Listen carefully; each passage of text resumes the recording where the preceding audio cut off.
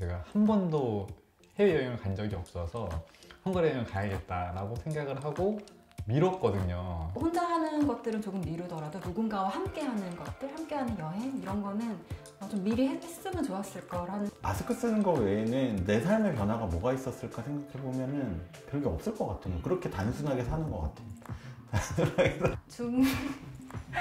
그 미디어 커뮤니케이션에 주식을 좀 사서 난 마스크 공장을 만들었을 거 마스크 열심히 만들어서 쌓아놓고 있다가 그 대박 나고 그걸로 이제 우리 재단 사업 확장을 확 할 수 있었을 텐데 사실은 이게 준비 없이 이제 마주친 거라서 굉장히 당황스러운 상황이었잖아요.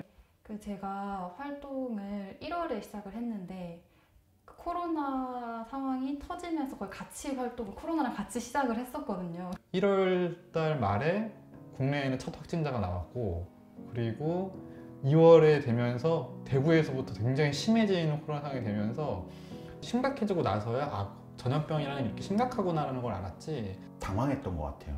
이 상황이 어디까지 확산될지에 대한 안이함도 있었던 것 같고 우리가 계획했던 일들을 그래도 설렁설렁 할 수 있지 않을까라는 그런 좀 생각들도 가졌던 것도 분명한 사실이고 이전처럼 뭔가를 하는 게 어려워지겠구나 라고만 생각하고 있다가 정말 이제 체감을 하게 된 거는 대관이 이제 점점 다 취소가 되는 거예요. 행사들이 다 취소가 되고 대관이 취소가 됐는데 인권활동가들이 뭔가 의논을 하고 회의를 하려고 하는데 모일 수 있는 공간 자체가 없는 상황이 됐고요. 주로 이 행사 방식이 집회나 행진을 통해서 이제 인파 속에서 많이 진행을 했었어요. 근데 올해는 그렇게 사람들을 모을 수도 많은 사람들 앞에서 할 수도 없었기 때문에 행사를 이번에 이제 코로나 상황들이 터지면서 그 행정명령으로 그 기본권을 제약하는 것들을 막 함부로 한 거예요, 사실은. 그런데 이제 거기에 대해서 이제 워낙 다급한 상황이다 보니까 오오 하면서도 그냥 받아들이는 상황이 되는데 그 어떤 것도 할 수 없는 상황이 활동가로서는 굉장히 감정적으로 무력감을 갖게 하는 것 같아요. 그리고 내가 굉장히 작은 존재구나 라는 것을 다시 한번 확인하게 되는, 마치 그동안에 한 발 한 발 되게 힘겹게 바꿔왔었던 어떤 현실이 다시 너무 순식간에 하루아침에 뒤로 백하는 어떤 상황, 퇴행이라고 해야 될까요? 코로나가 언제 끝날까를 초반에는 걱정을 하다가 이게 장기전으로 돌입이 되면서 이 상황에서 중간 지원 단체로서의 역할은 무엇이고 어디까지 지원을 할 수 있고 어떤 위치성을 가지고 방향을 가지고 활동에 도움이 돼야 할까. 활동가들이 조금이라도 안전한 곳에서 회의를 하고 활동을 준비할 수 있어야겠구나. 그때부터 이제 질병관리본부 방역지침 찾아보고 우리 내부 지침 만들고 뭐 소독약을 어떻게 뿌리고부터 다 준비를 하고, 우리가 존재하는 이유, 활동가들과 그 다음에 그 보이지 않는 현장에서 되게 묵묵히 역할을 하고 있는 그 사람들을 위해서 우리가 무엇을 할 수 있을지에 대한 토론들을 많이 했고, 어떻게 이걸 지원하지보다는 일단 필요하니까 우리 시작해보자. 청도 대남병원에서 제일 처음에 돌아가셨던 분이 정신장애인이셨는데 그 이후에 대구에서 자활 활동하시는 분이 확진이 되면서 그 장애인들이 자가격리되는 일이 발생하기 시작하거든요.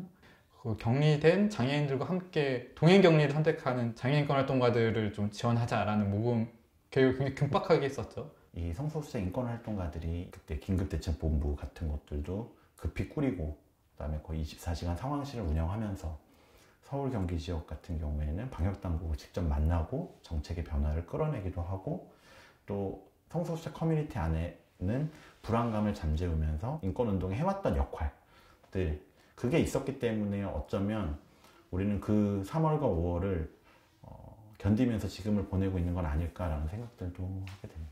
일단 코로나로 어려워진 상황에 대한 지원이 비영리 쪽은 전혀 없었어요. 그래서 저희가 지원할 수 있는 단체가 존재하지 않는다면 사실 재단도 존재할 의미가 없다고 생각을 하거든요. 그래서 단체들이 잘 버틸 수 있는 방안을 고민을 했었고요. 정부가 지원을 하지 않는다면 인권재단 사람이 해야지 라고 하는 생각으로 그 모금을 시작했던 게 이제 3월부터 거의 매달 쉬지 않고 계속 모금해온 상황이긴 했었죠. 되게 민망한 상황이고. 지금도 모금을 이제 많이 네, 그렇죠. 네. 덜 당황하고 이렇게 차분히 착착착착 인권 활동가들하고 인권 단체하고 시민들을 계속 연결하는 게 재단의 역할이라는 생각이 계속 들었거든요. 감염병 시대에 또 다른 이제 약자들, 그동안에 생각하지 못했던 어떤 약자들이 겪는 어려움들이 분명히 발생하고 있고, 집회 시위를 할 수 없는 어떤 상황이라든가 개인의 어떤 정보가 노출되는 문제, 정보인권과 관련된 문제들이 그동안에 마음속에 이렇게 닿지 못했던 의제들이 좀 이제 코로나를 겪으면서 더 관심을 갖게 되고 더 많이 지원할 수 있었으면 좋겠다, 이런 생각들도 하게 됩니다. 이 코로나 상황에 필요한 지원이라는 것이 어떤 것일까 하는 고민은 아마 내년까지 계속 지속해야 될 거라는 생각이 들어요. 특정 사회적 소수자에 대한 공격들이 또 증오심이 굉장히 많아지지 않을까 이런 생각이 좀 들고요. 활동가들이 먼저 지치면 안 되는 거잖아요. 그렇게 하려면 활동가들 잘 지원하고 단체들이 계속 유지되면서 자기 활동들을 해나갈 수 있도록 만들어가는 거, 이것들이 중요할 것 같아요. 주변에서도 이 재난의 피해를 되게 개인적으로 감당해야 한다는 부담을 많이 겪었고 실제 그래야 했기 때문에 경제 위기 때문에 불안정 노동으로 밀려나거나 아니면 회사 자체를 다닐 수 없는 상황들을 가깝게 보면서 우리가 이렇게 어려운 시대를 살고 있는데 어떻게 감히 후원을 요청할 수 있을까라는 생각도 해요. 근데 모두가 다 살기 힘드신 상황이 됐는데 모두가 다 마스크 쓰고 다니시고 감염되시면 생활이 힘든 상황이 됐음에도 우리가 몇 차례에 걸쳐서 기부를 해달라고 이렇게 했는데 그때마다 우리 기부자들이 마음을 내주셨거든요. 딴 때보다도 더 어려운 상황에서 어려운 일을 하는 사람들에 대한 이해가 없으면 불가능했던 거잖아요. 그래서 너무 고맙고, 올 한 해 활동가들이 버틸 수 있었던 거는 기부자들이 있었기 때문이라는 생각이 들고요. 우리는 이제 연결되어 있긴 하구나, 연결을 확인할 수 있구나라는 느낌을 주셔서 되게 감사하고, 불안정한 시대를 저희가 살아가고 있지만 인권재단 사람은 누구보다 사회적 약자들 또 이들 곁에 있는 인권 활동가를 돕고 있는 재단이다 보니까 내년에 코로나가 계속 진행이 되더라도 우리는 뭔가 할 거다. 이런 어려운 상황에서 잘 견뎌주시고 잘 버텨주시고, 그러면서도 이 상황에서도 이제 인권의 가치를 지키려고 하는 사람들이 있다고 하는 것들을 잊지 않으셨으면 좋겠다. 인권재단 사람과 아직 연결이 되지 않았다면 이제는 더 새롭게 연결될 수 있는